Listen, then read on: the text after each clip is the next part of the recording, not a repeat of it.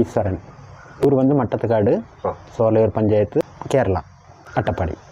நமக்கு இப்போது குலுக்கல் டிக்கெட், அதாவது கேரளா லாட்ரி டிக்கெட் சேல்ஸ் பண்ணுறது தான் தொழில். அதாவது ஒரு டிக்கெட் விலை 40 ரூபா. சேம் 12 டிக்கெட் ஒரே நம்பர் வந்து 480 ரூபா ஒரு செட்டுங்க.